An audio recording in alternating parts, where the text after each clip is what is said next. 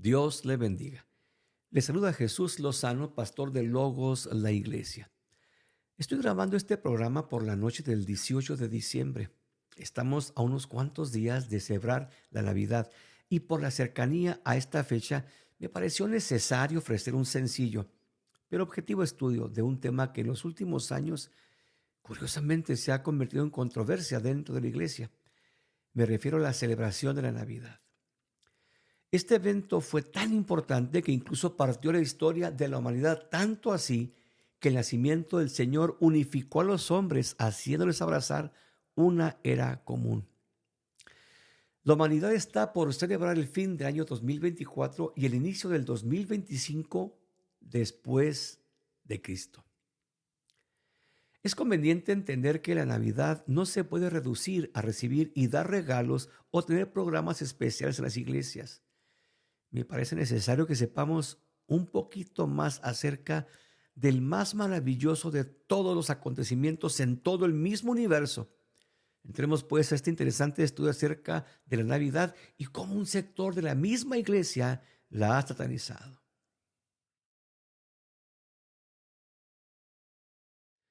En Nazaret, una pequeña aldea en el valle de Galilea, vivía una joven de nombre Miriam o María. Ella descendía del linaje de David, rey por cuya línea genética nacerá el Mesías. Era virgen, sin embargo, estaba desposada o comprometida con un varón que también descendía de David y que tenía por nombre José, cuyo oficio era el de carpintero o constructor. Hasta esta pequeña aldea y a la casa de María, Dios envió al arcángel Gabriel para darle el anuncio más formidable que mujer alguna pudiera haber recibido. Una vez que la saluda, le manifiesta que ella es grandemente favorecida y que el Señor está con ella. Le advierte que no tema para luego manifestarle que va a concebir o embarazarse y que va a dar a luz a un hijo al cual llamará Jesús, que significa Jehová salva. El ángel manifiesta que Jesús sería grande y que sería llamado Hijo del Altísimo. Dios le daría el trono de David y que gobernaría sobre Israel para siempre, agregando que su reino no tendría fin. María, quizá embelesada por las palabras del arcángel, preguntó no con duda, sino con curiosidad: ¿cómo será esto? Porque yo no conozco varón, es decir, no he tenido relaciones con varón. Era virgen.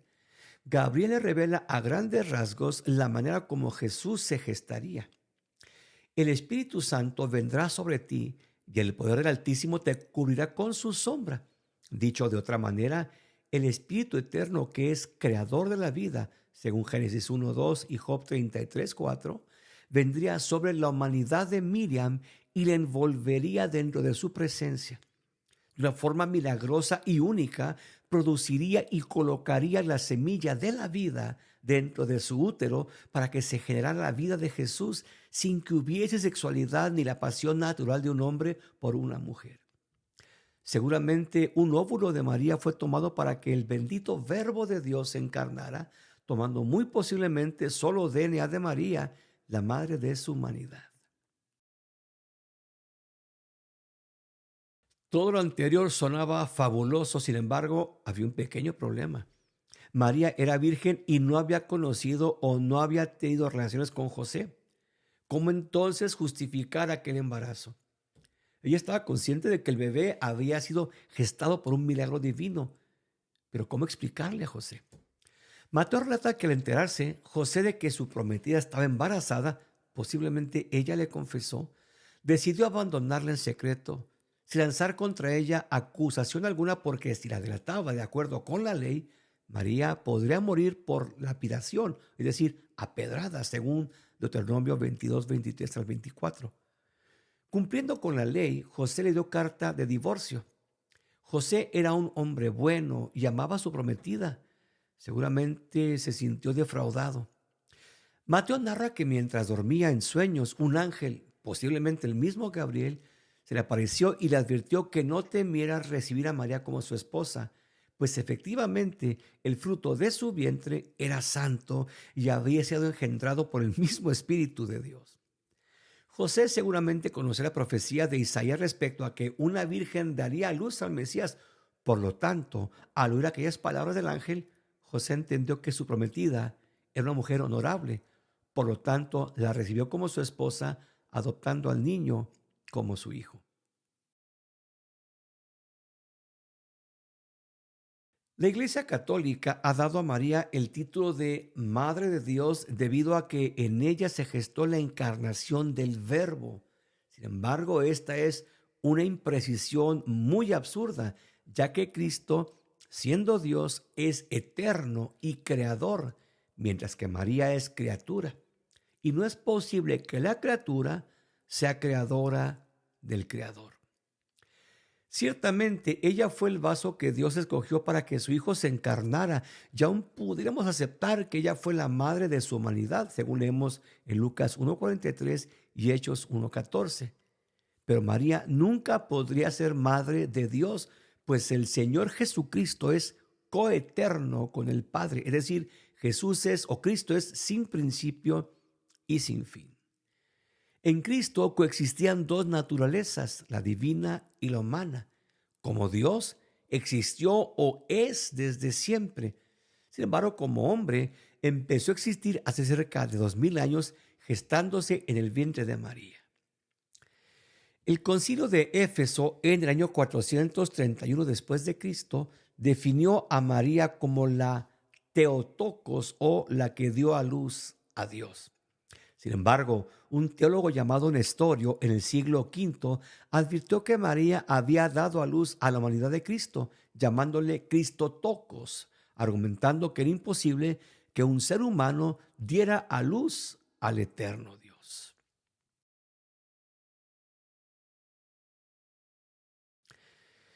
La Iglesia Católica asegura que Jesús fue el único hijo de María y que ella se mantuvo virgen por siempre.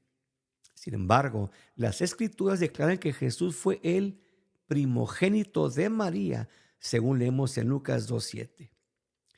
Si acaso el Señor fuera el único hijo de ella, entonces Lucas, que era muy cuidadoso con las palabras que usó, hubiera usado el término unigénito y no primogénito. En varias ocasiones leemos que María y José hicieron vida como cualquier matrimonio. En Mateo 1:25 leemos que José no conoció a su esposa, es decir, no tuvo relaciones como hombre-mujer hasta que Jesús nació. Es decir, una vez que Jesús nació, la santa pareja tuvo una vida marital como cualquiera. Mateo 12:47, Marcos 3:32 y Lucas 8:20 se refieren a la madre y los hermanos de Jesús. La Iglesia Católica, que asegura que María fue siempre virgen, alega que no eran hermanos sino primos del Señor. Sin embargo, la palabra que los evangelios usan para hermanos es adelfos, que significa que comparten la matriz, que se gestaron en la misma matriz. Por lo tanto, a quienes se refieren los evangelistas son definitivamente hermanos o medios hermanos carnales del Señor. Judá, al igual que la enorme mayoría de las naciones, era gobernada por el Imperio Romano. Roma dictaba leyes y recibía tributo de los pueblos conquistados. Lucas narra que César Augusto, el emperador en turno, emitió un edicto en donde ordenaba un censo, y para tal efecto era necesario que los ciudadanos fueran a su ciudad de origen para que ahí fueran empadronados o registrados. José, quien sería el padre adoptivo de Jesús y quien ya vivía con María sin haberla conocido, era de la aldea de Belén. Por lo tanto, era necesario que acudiera a empadronarse a su ciudad natal. La familia debió haber caminado aproximadamente algunos 130 kilómetros desde Nazaret, ciudad donde vivían, hasta Belén. Belén estaría abarrotada por motivo del censo.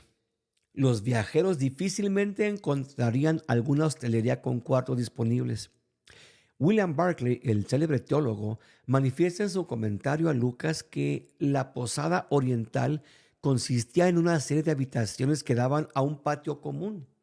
Los viajeros llevaban sus provisiones y lo único que proveía el posadero era forraje o comida para los animales y fuego para hacerse la comida. Lucas detalla que lamentablemente aquella familia, María de José y el bebé en el vientre de María, no encontraron posada en aquella hostelería debido a que estaba llena, no dejando alternativa para José y María que dormir en el patio de ese mesón en donde los animales de los viajeros se guardaban mientras que sus amos descansaban en sus habitaciones. Roma asegura que el Señor fue dado a luz en una cueva en las afueras de Belén e incluso Constantino, el emperador pagano que fingió convertirse al cristianismo, mandó hacer un templo en el lugar en donde se cree está dicha cueva. Sin embargo, ¿qué caso tendría que José y María salieran de la ciudad arriesgando su seguridad, exponiéndose a morir por las fieras o los asaltantes que pululaban y dejar la seguridad del mesón buscando una cueva fría en donde dormir? Por lo tanto, la teoría del Vaticano queda invalidada. Lucas narra que estando ellos ahí en el patio de la hostelería o el hotel o el mesón de Belén, el tiempo del nacimiento del Señor se cumplió. No fue casualidad ni capricho que el alumbramiento sucediera en esta ciudad, sino que Dios acomodó todas las cosas para que se cumpliera lo dicho por el profeta en cuanto a que el Mesías debería nacer en la ciudad de Belén. Y el Eterno utilizó al César para que éste promulgara el edicto y así obligar a José a viajar a Belén junto con su esposa embarazada para que ella diera a luz a Jesús precisamente en esta aldea. En Belén, afirma Lucas, María dio a luz a su hijo primogénito, del griego prototokos, y que significa el primero entre otros, lo cual significa que la mujer tuvo otros hijos de forma natural con José, su esposo, como leemos en Mateo 13:56 y Marcos 6:3.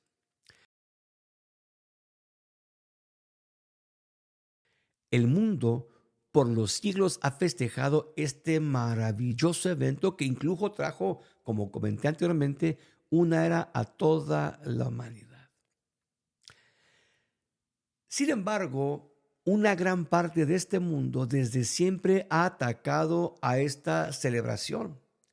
En la actualidad, en la televisión, los comerciales, en la radio, no dicen Merry Christmas como antes decíamos.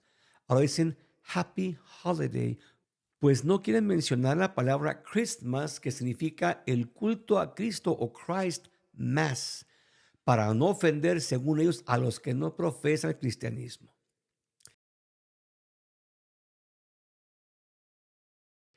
Críticos han cuestionado si Jesús fue real, si en verdad nació de una virgen, etcétera. Lamentablemente, el ataque contra la Navidad no ha quedado ahí.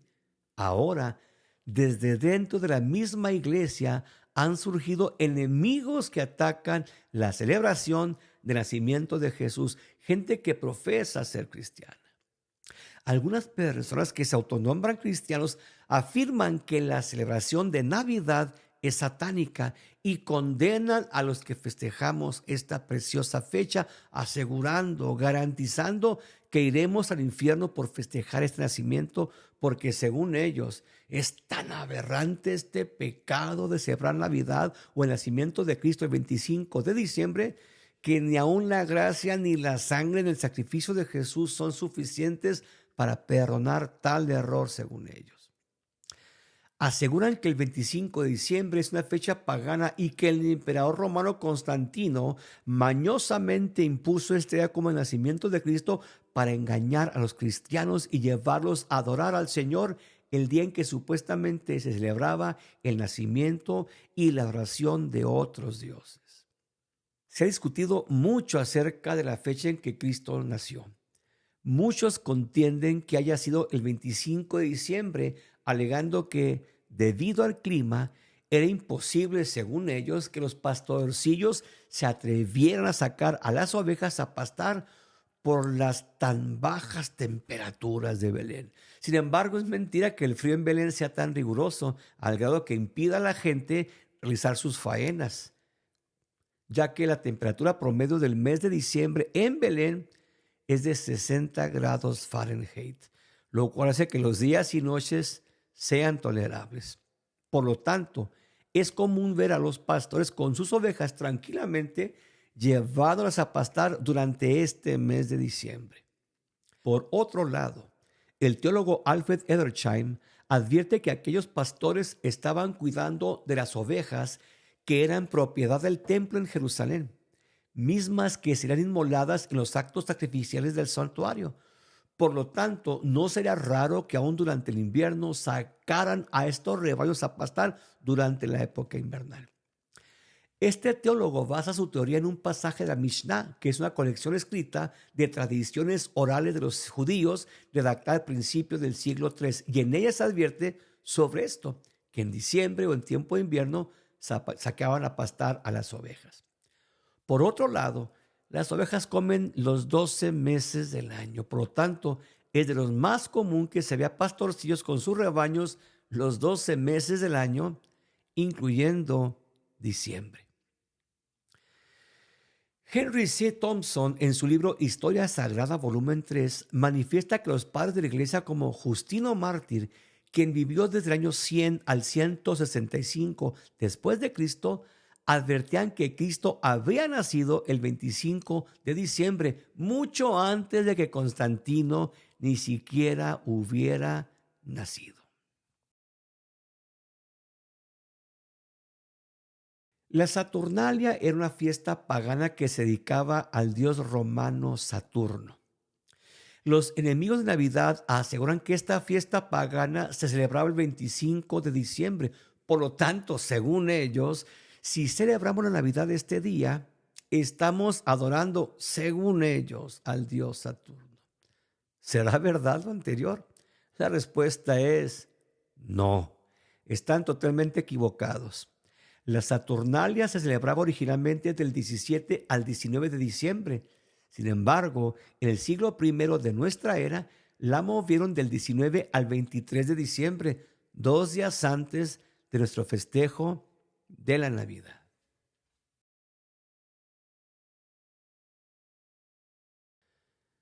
De acuerdo con la leyenda, Mitra, el dios Veda, emergió de una piedra, no de una virgen, siendo ya adulto. Y en la leyenda de este diosecillo jamás se dice que hubiera nacido un 25 de diciembre.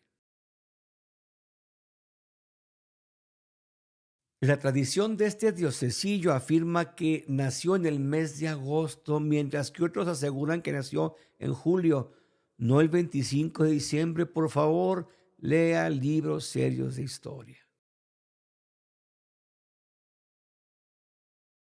Los fabricantes de fábulas aseguran que el 25 de diciembre se adora al dios Tamuz, hijo de Semiramis, esposa de Nimrod, quien fue una reina que gobernó sobre Babilonia, dicen ellos. Sin embargo, de nuevo están equivocados. En primer lugar, la Biblia jamás habla de Semiramis. Sin embargo, la historia advierte que efectivamente hubo una reina llamada de esta manera, pero ella no gobernó en Babilonia, gobernó en Asiria. Ella efectivamente tuvo un hijo, pero no se llamaba Tamuz, sino Adad Nirari. Los enemigos de la Navidad aseguran que Tamuz fue hijo de Semiramis y de Nimrod, y que se adoraba a Tamuz, el hijo de Nimrod y Semiramis, el 25 de diciembre. ¿Será posible esto?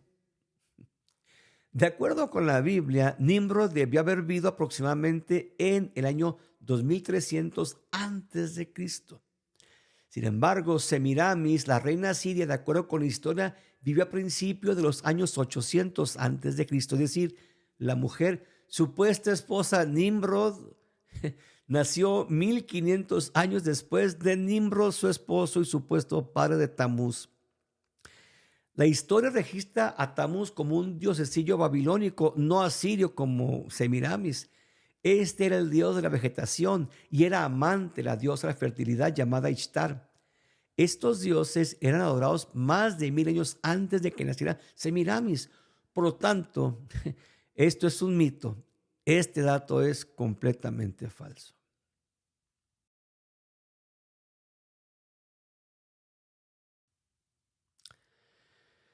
Otro aspecto que los celosos defensores de la pureza atacan es el árbol de la Navidad.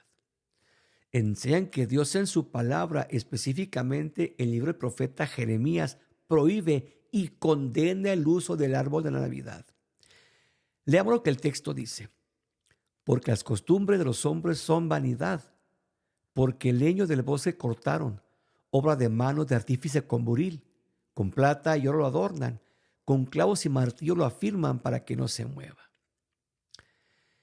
Este texto nada tiene que ver con la tradición de colocar un árbol de Navidad. El texto se refiere simplemente a la prohibición que Dios hace a su pueblo para que no participe de la idolatría de los pueblos paganos. Ellos cortaban un árbol para luego tallarlo. Con buril daban figuras de dioses humanoides, sus diosesillos. Luego que hacían figuras con el tronco del árbol, se postraban y los adoraban y les pedían algún favor. Dios mismo se burla de esta práctica idolátrica, advirtiendo que son como espantapájaros en un huerto de pepino. La práctica de usar el árbol de Navidad la inventó, según la historia, Martín Lutero. Se volvió tradición durante la celebración de Navidad, ya que en la Navidad hacían dramas sobre la desobediencia de Adán y Eva, la creación. Y en estos dramas colocaban un árbol al cual le agregaban esferas que simbolizaban, según ellos, el fruto de la ciencia, el bien y el mal, o la manzana tradicional. En Alemania, nación donde Lutero vivía, son muy comunes los pinos. Es por esto que se usaba este tipo de árboles en el drama. Con el tiempo, esto se convirtió en tradición, colocar árboles de Navidad en los hogares. Por lo tanto, ni es verdad que son los árboles o troncos de Jeremías, ni las esferas simbolizan las cabezas de cristianos que fueron decapitados, ni nada que ver con el paganismo. Esto no es sino una simple tradición del cristianismo de la época de Reforma que se extendió hasta nuestro tiempo. Por otro lado, yo jamás he visto una familia que se postre delante de un árbol de Navidad para adorarlo. Si usted es de esos celosos defensores de la verdad y acusa a las personas debido a que celebramos no tanto el día sino el evento, permítame recordarle a usted, celoso guardián de la verdad, lo que Pablo escribe a los Colosenses. Por tanto, nadie os juzgue en comida o en bebida o en cuanto a días de fiesta, luna nueva o días de reposo. Todo lo cual es sombra de lo que ha de venir, pero el cuerpo es de Cristo. Colosenses 2, 16, 17. Por otro lado, el mismo Pablo escribe a los romanos lo siguiente. Uno hace diferencia entre día y día, otro juzga iguales todos los días. Cada uno esté plenamente convencido en su propia mente. El que hace caso al día, lo hace para el Señor, y el que no hace caso al día, para el Señor no lo hace. Romanos 14, 15 y 6. Los enemigos de la Navidad basan sus creencias en videos que abundan en YouTube o en Facebook, donde personas ignorantes, irresponsables y con mucha imaginación suben contenido sin ningún fundamento bíblico o histórico, y la gente, en cuanto lo lee, lo da por hecho y jura que así es. No celebrar el nacimiento de Cristo porque no sabemos en qué día específico nació sería tan absurdo como no esperar el retorno de Jesús porque no sabemos ni el día. Amados, el Verbo se hizo carne, el Salvador se encarnó. Dios no estimó ser igual a Dios como cosa a que aferrarse, se despojó y vino a la tierra a hacerse hombre, y eso hay que celebrarlo. Mi nombre es Jesús Lozano y mi deseo es que Dios le bendiga. Maranata, Cristo viene. Gracia y paz. Te saluda Jesús Lozano, pastor de Logos, la iglesia. La enseñanza ha sido una de mis pasiones principales dentro del ministerio. Llevo más de 45 años dando clases tanto en escuelas seculares como bíblicas, y quiero invitarte a que participes con nosotros en nuestro seminario teológico dominical. Esto es algo así como una escuela dominical, pero a otro nivel. Actualmente estamos estudiando el libro de los Hechos de los Apóstoles de una forma minuciosa, verso por verso. ¿Sabes que Pablo posiblemente murió y resucitó en la ciudad de Listra cuando fue apedreado? ¿Por qué lo digo? Bueno, Lucas emplea la palabra griega anastas, que a su vez se desprende de la palabra anistemi, que significa tanto levantarse, como Pablo lo hizo, o volver a la vida. Cuando Pablo llega a Atenas a compartir el evangelio y les advierte que Jesús resucitó, los atenienses posiblemente creyeron que el Señor era una diosa llamada Anastasia, que personificaba precisamente a la resurrección. En Hechos leemos que la recién creada Iglesia de Cristo se reunía los domingos y no los sábados, como algunos judaizantes pretenden imponer. Por muchos años, algunos han creído que había un templo llamado La Hermosa. Sin embargo, esto no es verdad.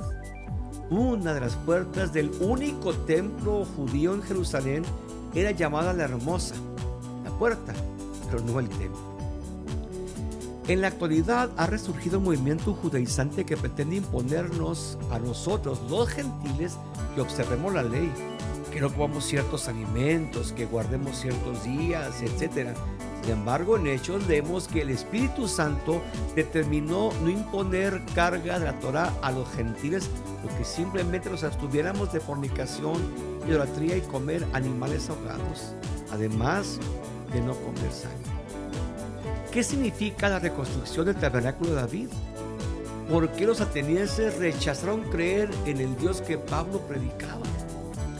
Todas estas interrogantes y muchas más las estamos resolviendo en este fascinante estudio del libro de los Hechos. En cada sesión entregamos gratuitamente un folleto con el contenido de esta clase y al finalizar la clase aplicamos un pequeño y sencillo examen de selección múltiple acerca del tema estudiado.